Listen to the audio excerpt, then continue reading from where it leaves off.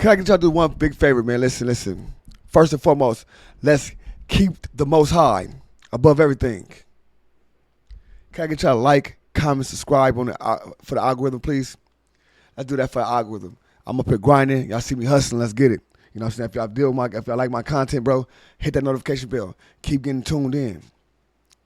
If y'all need anything done social media wise, hit Dre the Virgo IG. Dre the Virgo gonna get through there and get it done. Make sure y'all tap in. And welcome.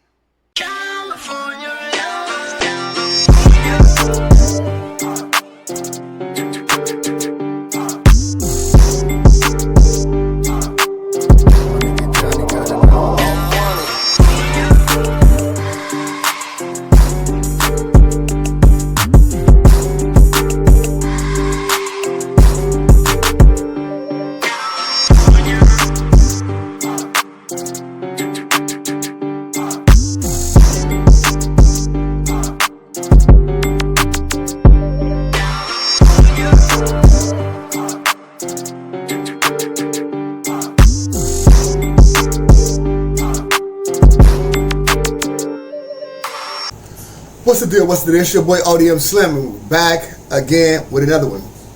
We got a lot of things to do, a lot of content to get into, so let's get into this content. Bricc, baby. The Brickster. Listen, I'm doing content directly to Brickster. I'm gonna see if it's possible that I can rub off on Bricc. We can get this all the way there. I'm gonna be following Bricc everywhere he go. Like a shadow. Bricc, your shadow is here. Your shadow is here, Bricc. So guess what? Let's get to the content. Bricc, baby. Vlad TV interview. Title reads, Bricc, baby, on how he became a Rollin 60 neighborhood Crip, part 1. Let's get into the content. Let's see what y'all think. Let's go. All right, here we go. Bricc, baby. Welcome to Vlad TV. Yo. Long time coming. I know, right? Yeah. It's a special day for me, man. That's what's up, man. You know, I've been seeing you on No Jumper over and over again. And one day I was like, wait a minute. How come I haven't interviewed Bricc, baby? So I hit up Adam. I don't think he'd be down to do it. He's like, oh, hell yeah. Definitely. Big fan. Thank you. Always followed your crowd. I mean, you have no choice but to be a Vlad fan. Some of the best hip-hop content that's ever hit the streets, so Thank you. Blessed to be here. Thank you. Honored. And congrats on... Bricc, listen, you don't have to go up here and glurp on this man, Glurpster. Sometimes you gotta be real. But I had to come here, say a lot of this stuff straight you've been saying, speaking on Rollin 60s and all this other stuff. Talk facts. I hear you speaking on that. You should have a notepad, Bricc. But we're gonna let that one slide. You know what I'm saying? Let you do your thing. On really kind of finding your space in media, which is not easy to do. At all. Yeah.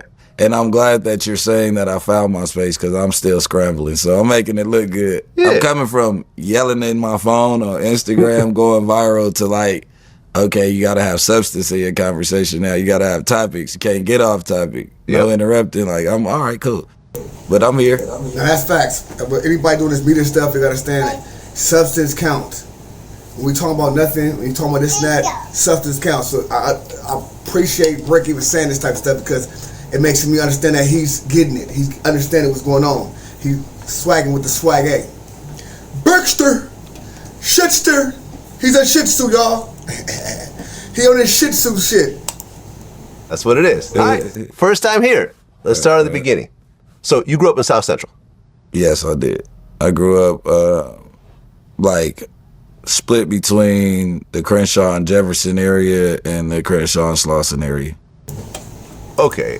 So what he's saying is between the 30s, Avenue 30s, and the 60s. And your family were all hustlers? For sure. Okay. So do you know kind of where it started originally?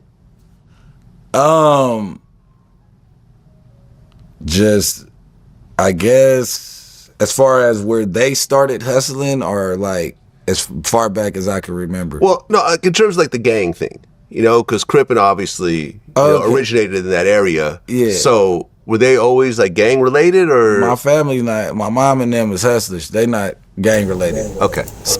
You see how he like.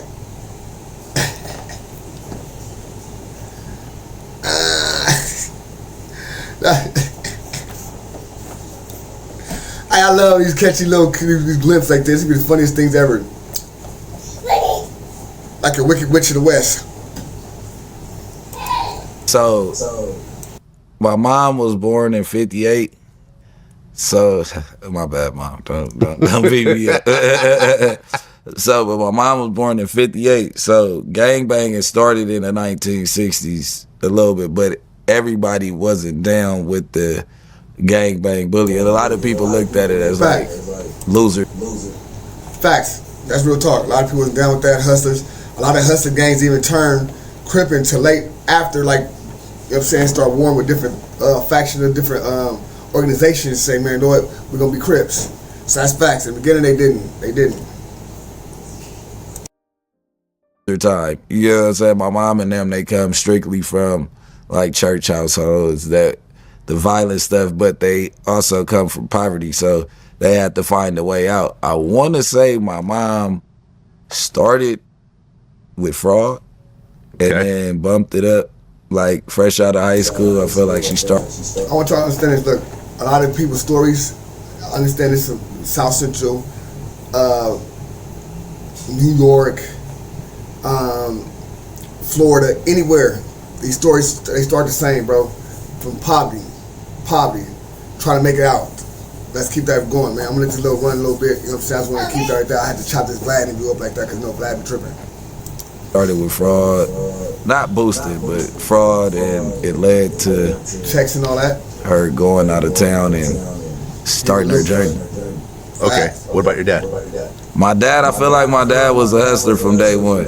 All his stories just come from, he's from like the Vermont Square area. 40s. I guess when the Slauson Boys and all that came about, he was around for that. But they always been hustling, like my uncles, all my dad, friends and stuff. They had the Brett Mitchell Chevrolet in Compton at one point, and that was my family's car dealership. And they shut it down. They were the youngest black car dealership owners. They shut it down. They been had dope. I want to say tax evasion. I think they was letting the dope boys come through and cash out without writing the IRS and stuff. Okay. And you talked about how a couple of your aunts were actually addicted to crack. Yeah. You actually got to see that firsthand? Yeah, that's what I was going to say. So it was like half my family was hustling. And why Bricc always goes, that's what I was going to say. He always going to say something. Facts. And half my family was users. And then some of them was hustlers and users. But yeah, I grew up, it was like a nice crack house, but like, it was wild at my grandma's house. Like, you know what I'm saying? My grandma. A nice crack house is crazy. It was a cool, nice crack house. People just over there, high as hell, in the wall, looking up and looking instead. Clean house, you know what I'm saying? Upstairs had the games and all that going on. It was a great crack house. Mom's had it rolling. I didn't do drugs. My grandpa did. He did drugs with his kid. Wow. But I mean, like the late 80s and early 90s, I don't know. Drugs with like the crack took over. I don't even think the people were in their body. I think it was just like crack rock. You get what I'm saying? Because it's like my grandpa wants the drug. That's facts, I ain't gonna lie, bro. That's facts. Crack cocaine, people was like zombies, bro. Even though at a time I had to do my own thing and get my money for my children and all that, it was like they were zombies, bro. All ages coming through like zombies, you know what I'm saying? So, just being, not even a part of it because I was, you know what I'm saying, I touched the ass end of it, but being around when it happened, you seen people, aunties and all that really off there strung out. And it was deep, bro. That was very deep. Real shit. Drugs left. So like once I really he stopped. I him for even speaking on this, though, bro. Real talk. on drugs, he start back acting like a grandfather. You know what I'm saying? But like, if y'all all indulging in the same thing and it's in the house, I guess everybody gets high. It's just like weed now. I guess crack rock wasn't regulated in the 80s. Then when it started being frowned down on, some people couldn't kick the habit. So it was recreational, I feel like. But yeah, I used to have to go get my aunties out of crack houses, all type of stuff. Like one day, my auntie, we was all looking for my auntie. She was gone for like 10 days. And me and her daughter just decided we about to ride our bikes over there. We know where she at. We about to just go over there and tell them like she got to come out that house. So we all go over there. We like maybe 7, 8, I don't know. Hey, y'all, just imagine all these little kids, right? These little ass kids come over there talking, she got to come out that house. Yo, nigga, what you talking about? Nigga, she here and do her indulge. Nigga, what you talking about? Come out the house. She here and indulge, nigga. She got to come out the house now. My auntie got to come out that house. Nigga, who you talking to? Facts. I was like 7 and we go and knock on the door. We talking to the dope man like, bitch ass nigga, get my auntie out the house, you motherfucker. Like, and they looking at little kids and she like, y'all go. Like, we ain't going nowhere. We start throwing rocks at the house and stuff and she came running out. We got her back to the house and stuff. Yeah, I mean, listen, I have crack addicts in my family, and it's just a bad way to be. Yeah. Especially when you have kids. Yeah, because, yeah. That shit is like controlling. Yeah. Babe, I'm sorry you had to go through that. Yeah. So, you're growing up in South Central, and Crippin is becoming a serious thing out there. Like, at what point did you join? I feel like I was a Crip at like 8 years old. I ain't had no other choice, like, when it came to gangbanging. I feel like Snoop and the dog pound wave was definitely present in my upbringing, like, even from home. Like, I grew up in 2 Crip hoods. My dad had a spot, he lived there, but it was like live, work, play. You know, it was a dope spot too. But not to live, work, play though. Not to live, work, play. Not to those folks like that. We was in the jungles. I don't know if you hip to where the jungles is, and to the people, it's Baldwin Village, like LA, in between the Crenshaw. It sits on the Crenshaw corridor also, but from training day. It's like Inglewood, right? It's before Inglewood. Okay. It's like LA. It's like right over the hill from Inglewood. So it's close to Inglewood. Yeah, for sure.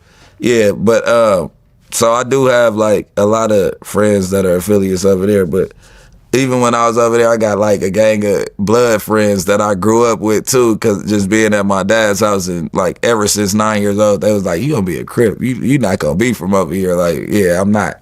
So probably like 10 years old. I'm gonna keep all it real with y'all, man. Like, I grew up in the Blackstones, right? And I used to be saying all type of cuz and all that, right? So my auntie at the time, her boyfriend was Green Eyes from Blackstones. Green Eyes, cause I was getting money and shit, bro. This nigga was getting money. He's like, man, watch it, look out for you. You know what I'm saying? He grew up in the Crip area, you know what I'm saying? Ooh, whoop, and all that stuff. And I used to watch how he used to always have my back, bro, and the dead homies. But that was my auntie, my cousin Tweety, that was her boyfriend at the time. And nigga, that shit was crazy. All my little cousins were from Blackstones, but you know what I'm saying? I'm like, just growing up there, running around that motherfucker. You know what I'm saying? That shit was crazy. Then not going to the, like, knowing who the fuck I am now, like, damn. Now I used to kick him Blackstone back a motherfucker, cuz.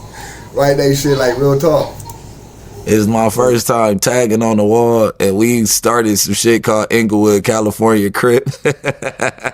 Me and my best friend, Infaloke, he from West Boulevard now, and his uncle had just came home from like a 10-year bid. So he like big as Tookie, got the blue rag, he balling with the blue rag around his neck every morning in the backyard, pumping iron and stuff. Like, this is like our action figure. Like, you know what I'm saying? Like, we looking up to Uncle Mike. Rest in peace, Uncle Mike, Big M. We looking up to him. Man. So we go home, we like, we gonna be from Inglewood, California, Crips. So we get sidewalk chalk, go to school the next day with the sidewalk chalk. We hitting up with the sidewalk chalk ICC. And I feel like from there, my cousins and stuff, from there I joined a clique called CIP, and it was completely irresistible players. Okay. So, but we was in the West Boulevard area, and it's crazy. I know I heard about this shit. Like, you know what I'm saying? It's crazy. This shit like throw it way back, man. We young niggas listening to this dumbass shit. Like, these niggas is crazy. Irresistible players. These niggas is crazy. Like, these niggas is young niggas making up anything type shit. That's what we was thinking at the time. We hear about this type of shit. As we start getting older, like from 10, like it was just a big jump, but like from 10 to 12, we inherited beef from the Blackstone. Damn near everybody that the West Boulevards was beefing with, we end up beefing with, and more, because we were at different schools. So we was like in West LA beefing and stuff, and the police end up documenting us in the gang files as Crips in progress. CIP. So they changed it from completely irresistible players to Crips in progress because we was getting into so much shit in the area. So that was really my introduction. And when Big Money, Uncle Mike, found out we was from a clique, my best friend was never from a clique because that's his real uncle. Rest in peace, Money, man, on the set, man. Big Money, man, on everything, man. Real facts, man. OG from West Boulevard, homie on the set, nigga. I was in jail, man. If Money was in jail when that shit would have happened, you know what I'm saying? Found Big Money now, cuz, you know what I'm saying? That shit was crazy. Rest in peace, Big Money. I thought he was saying Mike. I thought he was talking Big Money, but I didn't want to just jump the gun. But, man, rest in peace, Big Money. Cool. So he was always, after ICC, it was just West Boulevard for him. You know what I mean? He found out we all was from this clique. And he came over there tripping one day. He like, y'all niggas gonna be from the hood. There ain't no extra hoods inside the hood. Nigga, all y'all gonna turn the hood. And he got into it with one of my closest homies and smacked the shit out of him. Like he was bullying. Like this is a big buff grown man. He came over there tripping on this one day. Like I ain't having it. Like y'all either gonna turn West Boulevard today or this shit over. So we stood our ground though. Like I don't want to tell the whole story, but the homie ended up having to go to the hospital with a broke arm or something like that. We stood our ground though, my big uncle, right? So after that, I'm like, I ain't finna be from West Boulevard because he trying to make me. You know, I was rebellious back then. So I started hanging with the Harlem 30s at like 12. And we still was from CIP. It was like, and the 30s at the time was beefing with the Rollin 40s. So the 40s and 60s was the same thing, and all my other cousins is like, my mom always had a house nearby Slauson, and all my cousins lived on Slauson. So I think it was like one too many events with me in the 40s, and I wasn't really put on to the 30s yet. And my cousin, like, either you get put on and you handle your business and you stay over there. Cause I used to call my it's second nature. Like, hey, cuz I'm in the mix. Like shit, come get me. Like, ain't no come help me. Like I just did this. Like I don't got no ride though. I'm on the bus. Like they like, man, like who you do it to? And I'm like, man, you know what I mean? Like I ain't gonna talk too much, but you know what I'm saying, they like, you can't keep bumping heads with the 40s like that and think that we gonna participate. And like, where the rest of your family at over here in the Harlems? And then they just started. See, there we go. Big baby doing too much. We should have said that. Now you got people thinking like, oh yeah, so you trying to say when he was from Harlem, he was doing stuff to the 40s.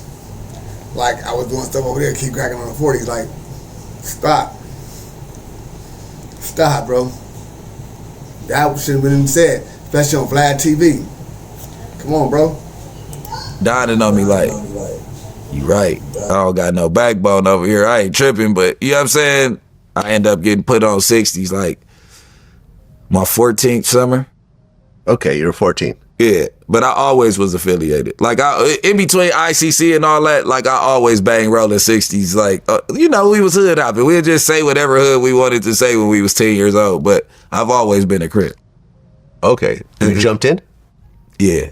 Okay. Yeah. And I've heard different versions of this situation. Sometimes it's an easy situation, or sometimes people get really hurt? All right, I'm gonna tell you. There be some dudes, right, that they family. They run the hood, got a big family from the hood, and they born into the hood. Like, you get what I'm saying?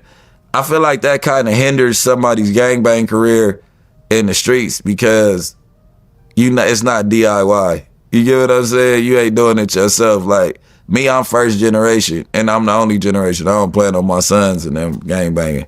But, like, I'm first generation, so when I hopped off the porch, you really gotta hit those brick walls yourself. You got people telling you, hey, don't do this, don't do that, but it's like, well, your family from the hood is like, oh yeah, my son ain't doing that. Oh yeah, he can't do that. You get what I'm saying? So it hinders that walk-on stuff. It hinders how certain homies in the hood. It's certain. You can't say you first generation Bricc if you see you got cousins and all that from 60s already. So you got older cousins and stuff that's already from 60s, that been from 60s, right? So even though that ain't your blood, that you can't say like, even though that ain't your brother or big brother and you know what I'm saying, this name your dad and all that. Nah, but they was before you. They was banging 60s, so you were not the first generation 60s. If anything, you're part of the first generation, but your family still was, or you had cousins shit from 60s before you that made you turn 60s. So come on, make sense, Bricc. Certain people that was raised in the hood that really got put on and really do their stuff, but like it'd be like somebody like me or somebody that was raised in the hood really doing their stuff, and you see like they get to cut corners and you kind of like stop fucking with them. Like, you know what I'm saying? When you young, like, nah, he don't got to do what we got to do. We ain't messing with him. So yeah, I got jumped on. It's better to get jumped on, because when it come down to politicking, it's like, nigga, you never got your put on. You get what I'm saying? Like, let's just go ahead and get that out the way off the rip. But okay. Yeah. So now you're a Rollin 60s official. For sure. Did you know Big U during that time? Big U he did that stretch. You're right. Yeah, he was locked. So this right here, this is the police type shit right here. This is what the police shit coming right now, Vlad. You heard what he said? So you was Rollin, so you got put on Rollin 60s. So you from Rollin 60s. All right. There's no Big U at this time? Whoa, nigga. What? This is Big Baby interview. I met Big U in like 07, 08. Later on. Yeah. Okay. What was your original street name? My original street name? Yeah. When I first got put on? Yeah. It was Baby Wild Bill. Baby Wild Bill. Yeah, I was Wild Bill from the Overhills. Yep, I got put on at 14. F-Dog was my big homie. My big homie F-Dog. I want to say Lil F. Oh, my bad, F. But it's either Big F or Lil F. I think he Lil F-Dog, though. But that was my big homie. I got put on. I was supposed to, this the funny part. I was supposed to be from 10th Avenue. I was supposed to be from down the hill. I lived on Overhill, but I always, I had this one homie named S-Dome that loved me to death. And he once he seen that I wasn't from Harlem no more, he like, man, you... Shout out Domer. S-Dome, man. Straight, he bringing a lot of niggas home to the 60s. On her. Straight up. You gonna be Baby S-Dome, you gonna be Baby S-Dome. But what he used to do, it was like how I said with those kids that was protected. What he used to do is, when it's time for me to get put on and fight, like, my little homie ain't doing that. Like, we ain't doing that, and he used to try to speak up for me. And so I'm like, I gotta get put on. You know what I'm saying? I'm just living like that. Like, I can't keep taking this pass like that. So, but I'm walking down the hill one day, and Hillbilly pull up on me, and my boy Izzy was supposed to get put on that day. He did, but then he ended up being from East Coast. They pull up on me, and me and Izzy were in high school together, so he told on me to the dude that was driving the car, like, you know him? Like, he ain't really from 60s yet. I got a big S hat on. I'm walking down Slauson. I'm headed from Overhill to like Crenshaw. And they pull up like, where you from? And I laugh at them niggas like, man, like, you know where I'm from. Nigga, like, you know, I was ready for anything at that time. And I laugh like, man, y'all know where I'm from. And he'll be like, what? Like, nigga, you ain't got put on my hood. Like, I'm like, man, we could go do that right now. Like, what did you talk about? Like, because I guess his whole angle now being older was like him to rile me up to see if I was really like that. And they took me down to the They took him down the hill and whooped his feet. We know what happened. Took him down the hill and whooped his feet. It's ODM Slim, After Money Entertainment. You know what I'm saying? Tell me if Bricc said too much, didn't say enough, said just enough, or what? How we critiqued the Bricc. This is the Bricc critique channel. Straight up. Bricc! Catch up!